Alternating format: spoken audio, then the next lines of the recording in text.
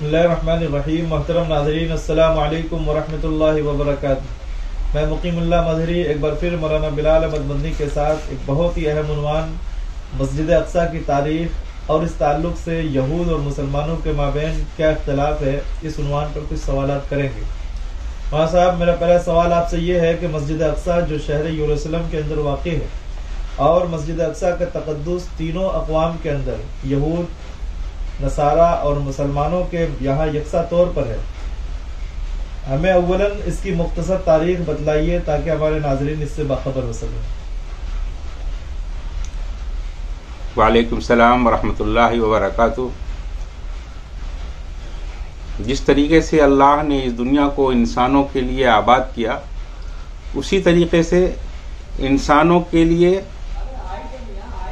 اپنے انوار و تجلیات کا مرکز و محور اور انسانوں کی بندگی و عبادت کے لیے اللہ نے دو مقام کو منتخب فرمایا. ایک بیت اللہ شریف جو مسجد حرم کے نام سے وادی حجاز مکہ مکرمہ کے اندر حضرت ابراہیم علیہ السلام اور ان کے بیٹے حضرت اسماعیل علیہ السلام نے اس بیت اللہ شریف کو تعمیر کیا، اور اس تعمیر کے ٹھیک 40 سال کے بعد آپ ہی کے بیٹے حضرت اسحاق علیہ السلام نے مسجد اقصیٰ تعمیر کی، اور پھر اس کے بعد اس کی تجدید حضرت سلیمان علیہ السلام نے کی، اور ہیکل سلیمانی کی ایک عمارت آپ نے بنائی. بیت المقدس کی دینی اہمیت، اس کا تقدس، اللہ کے ہاں اس کا مقام و مرتبہ، اس کی پچھلی تاریخ اور انبیاء علیہ السلام کی زندگیوں اور دعوتوں سے اس کا تعلق، اور مسلمانوں کی اس سے اعتقادی، روحانی اور جذباتی وابستگی، یہ سب وہ حقائق ہیں جنہیں سبھی لوگ جانتے ہیں. اور قرآن کریم، توریت اور انجیل کے اندر تفصیل کے ساتھ اس مسجد اقصیٰ کا ذکر موجود ہے. اس مقام کو ہر ایک قوم کے لیے مقدس ہونے کے اندر جہاں اور بھی بہت سی حکمتیں ہیں، ایک حکمت یہ بھی ہے کہ تقدیر الہی اس مقام یعنی فلسطین کو مذہبی قوموں کی قسمت کا فیصلہ کرنے والا تھا کہ اسی مقام پر تمام آسمانی کتابوں کے قوموں کے ماننے والوں کے درمیان جو قسمت کا فیصلہ ہوگا وہ اسی سرزمین فلسطین کے اوپر ہوگا. آسمانی شریعتوں کے حاملین یعنی یہود، نصارہ اور مسلمانوں کے مابین سب سے بڑا معرکہ یہیں پیش آنے والا ہے. مادیت کا مظہر اعظم اور دجل و فریب کی ساری طاقتوں کو مجتمع کرنے والا دجال اسی سرزمین میں جلوہ آرا ہوگا،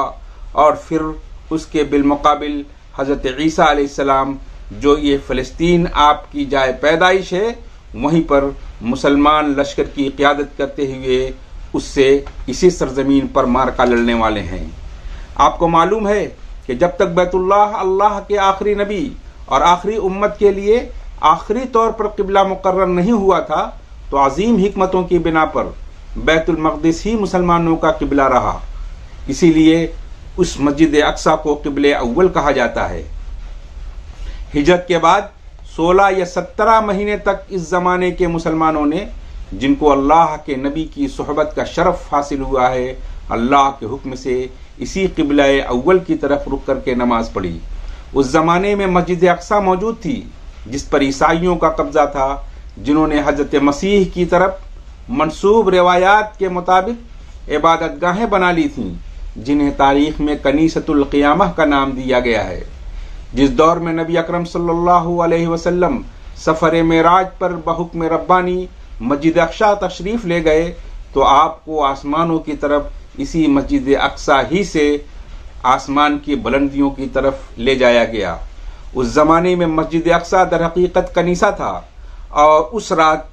اس کنیسہ کا دروازہ خاص مصلحتوں کی بنیاد پر کسی وجہ سے بند نہیں کیا جا سکا تھا. آپ کی براق نامی آسمانی سواری اس کی پچھلی دیوار کے ساتھ باندھ دی گئی تھی. بعد میں اس کا نام حائط البراق پڑ گیا، یعنی براق کی دیوار.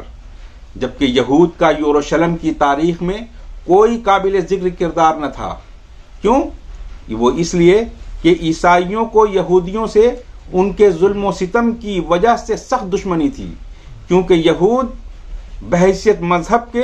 ہمیشہ عیسائیوں کے دشمن رہے ہیں، یہاں تک کہ خود حضرت عیسیٰ علیہ السلام کے صلیب پر چڑھائے جانے کا وہ قصہ جو بائبل میں موجود ہے اور ان کے اپنے مذہبی عقیدے کے مطابق جس طریقے سے عیسیٰ مسیح کو صلیب پر چڑھایا گیا،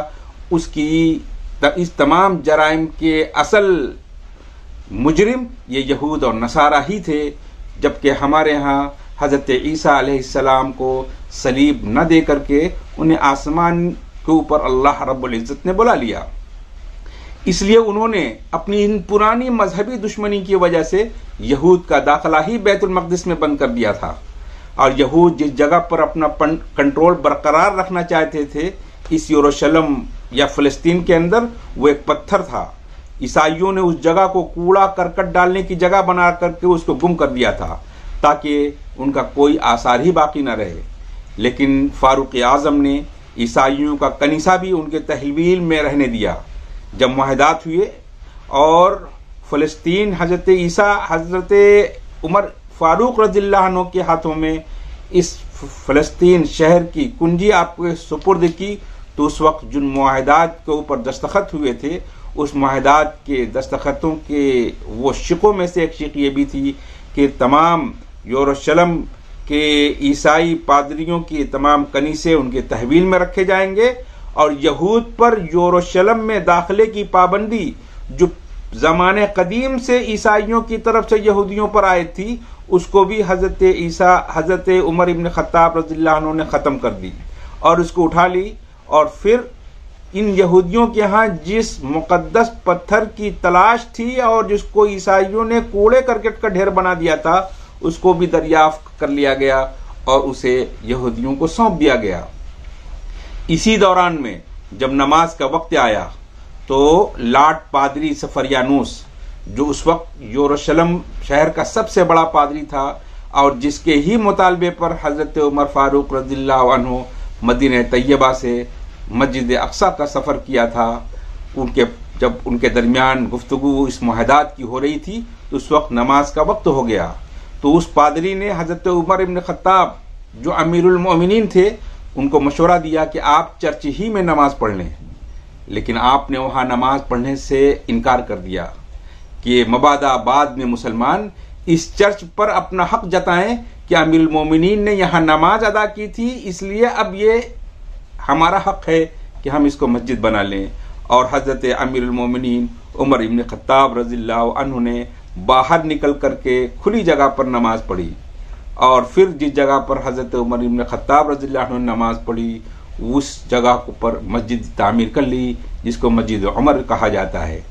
اس کے بعد مسلمانوں کی حکومتوں میں انقلابات آتے رہے، بنو امیہ بنو عباسیہ کی خلافتیں قائم ہوئی۔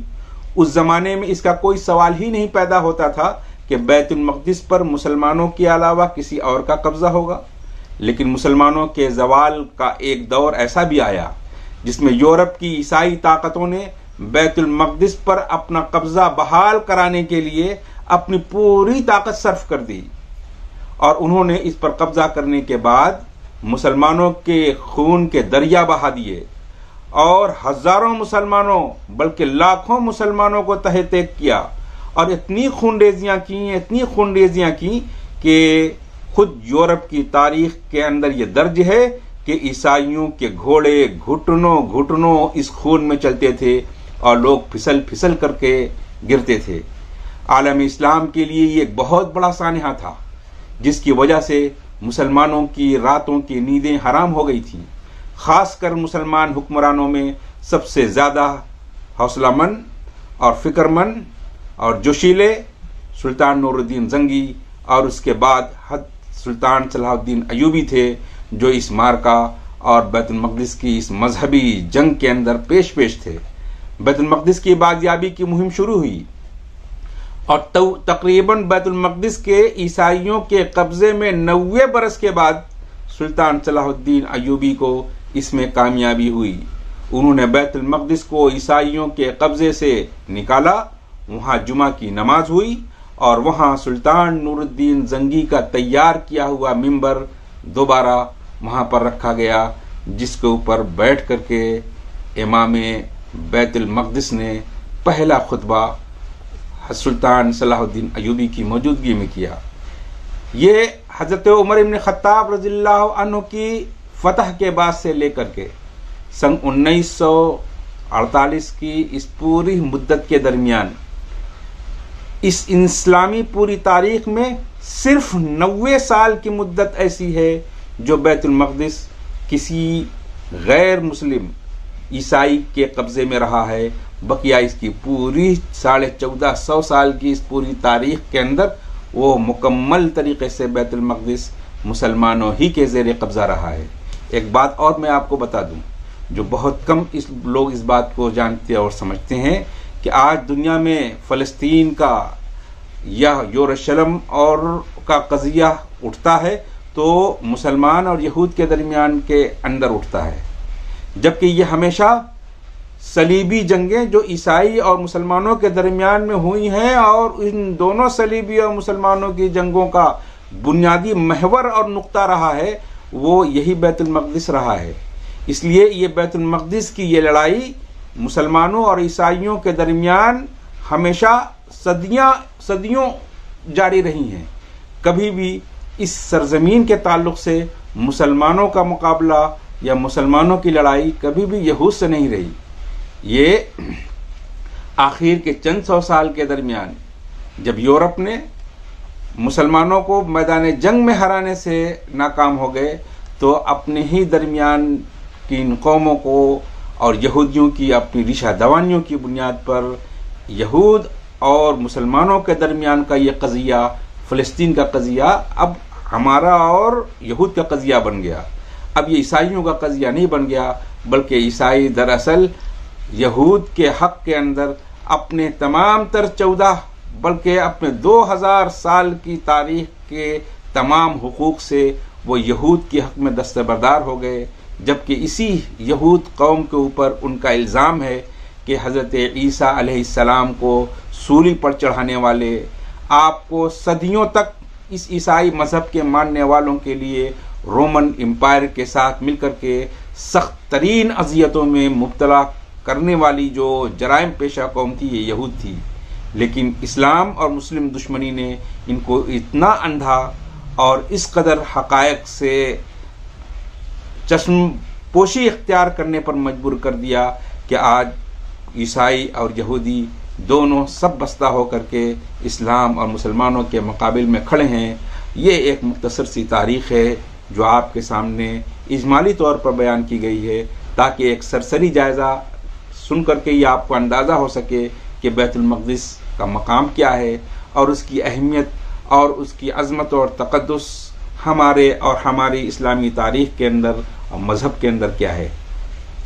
مولانا صاحب ایک بات ہم یہاں آپ سے اور جاننا چاہیں گے کہ یہود کا مسجد اقصیٰ کے تعلق سے مسلمانوں کے ساتھ کیا جھگڑا ہے اور اس قضیہ کی اصل اور بنیاد کیا ہے؟ یہ بالکل صحیح سوال ہے. جیسا ہم نے ابھی آپ کے سامنے بتایا کہ ہمیشہ یہ بیت المقدس کا قضیہ عیسائیوں کے ساتھ مسلمانوں کا رہا ہے نہ کہ یہود کے ساتھ. پھر یہ دھیرے دھیرے عیسائیوں سے چھوٹ کر کے یہ یہودیوں کا مسئلہ ہمارے اور مسلمانوں اور یہودیوں کے درمیان کیسے بن گیا. یہ دراصل ایک تاریخ کا ایک اجمالی خاکہ جب تک آپ کے سامنے نہیں پیش کیا جائے گا اس کی حقیقت بھی کھل کر سامنے نہیں آئے گی.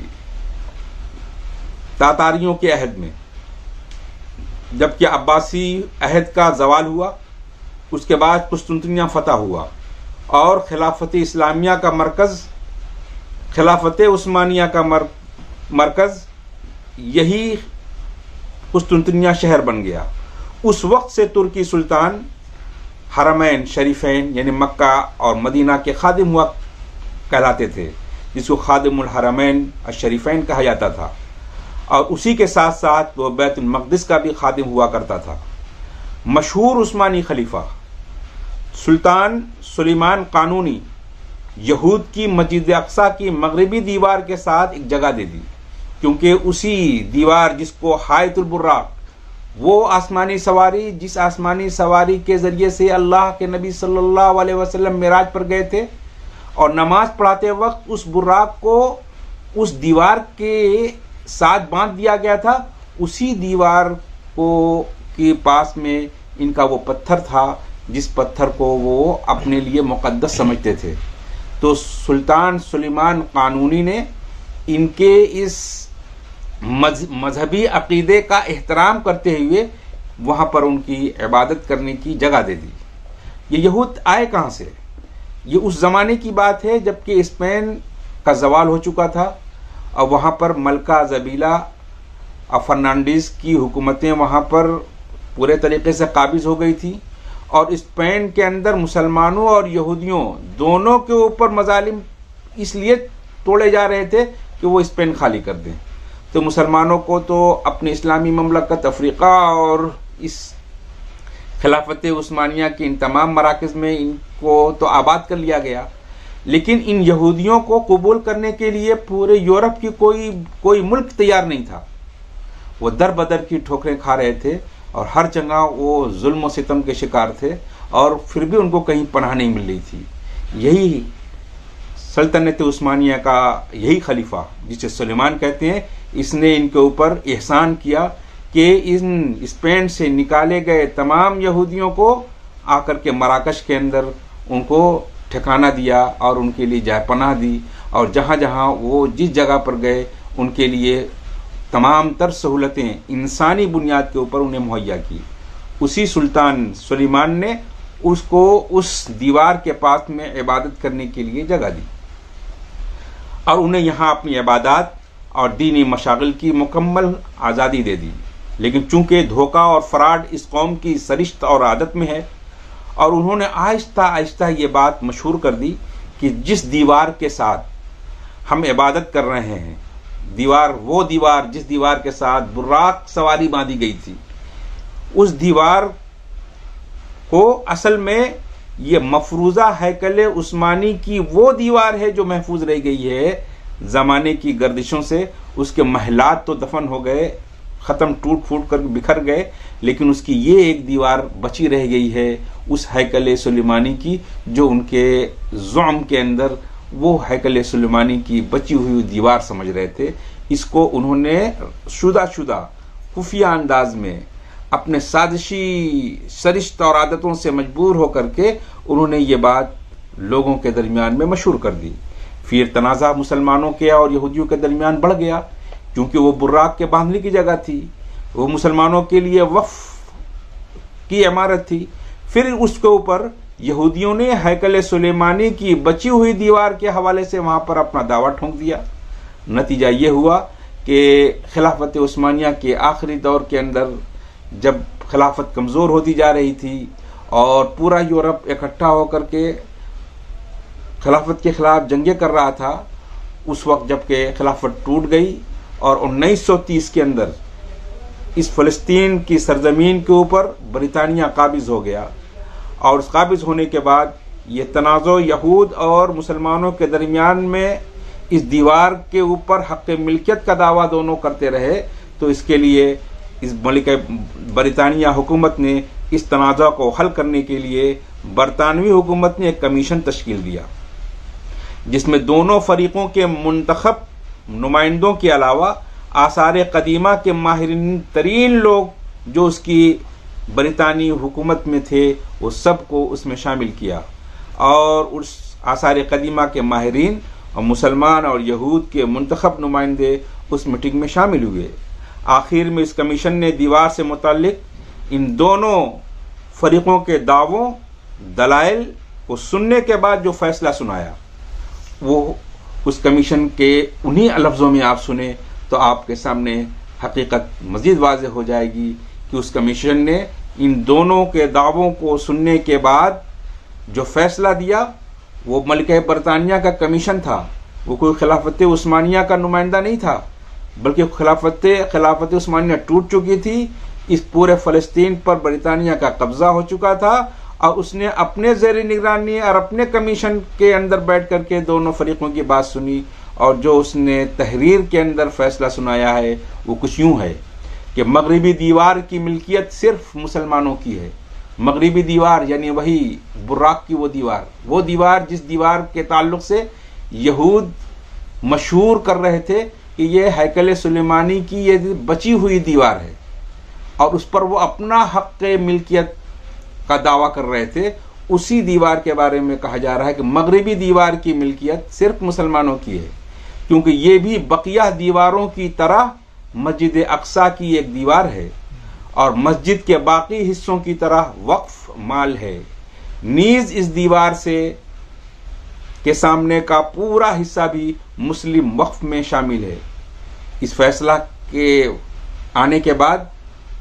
یہود نے متفقہ کمیشن کا یہ فیصلہ بھی نہیں مانا اور آج تک اپنے اس باطل موقف پر قائم ہے کہ ہمارا اس مقام پر ہیکل سلیمانی کی یہ بنیادیں ہیں اور اس بنیادیں اس مسجد بیت الاقدس کی ہماری مسجد کے نیچے ان کی یہ بنیادیں ہیں، اس لیے ہیکل سلیمانی کی تعمیر بلا مسجد اقصی کے منہدم کیے ہوئے ان کا ہیکل سلیمانی نہیں بن سکتا۔ اس لیے یہ پے در پے کوششیں ہیں اور آنے والے مستقبل میں ان کے یہ منصوبے ہیں کہ مسجد اقصی کو نعوذ باللہ منہدم کیا جائے اور اس کے نیچے سے اپنے دعوے کے مطابق ایک مفروضہ گڑھ کر کے ہیکل سلیمانی کی دیوار اور اس کی بنیادوں کو واضح کیا جائے اور پھر اس بنیادوں کے اوپر ہیکل سلیمانی کی عمارت بنائی جائے۔ یہ وہ مختصر سا قصہ ہے جس قصے کے ساتھ آج پوری دنیا کے مسلمان دکھی ہیں اور ان تمام حالات میں مسلمان سو رہے ہیں۔ قوم بحیثیت قوم اور مملکت اور حکمرانوں کے ہم جھگڑ رہے ہیں اور یہود باوجود چھوٹی جماعت کے وہ بیدار ہے، غور فکر میں ہے اور اپنی پالیسیوں اور سازشوں کے ہر ایک کڑیوں کو اگلی کڑیوں سے جوڑ کر کے اپنے منزل اور اپنے مقصد کے قریب ہوتی جا رہی ہے۔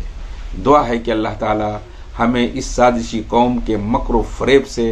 ہم اور پوری امت مسلمہ کو بچائے اور ہمیں اپنے صحیح ایمان، عقیدے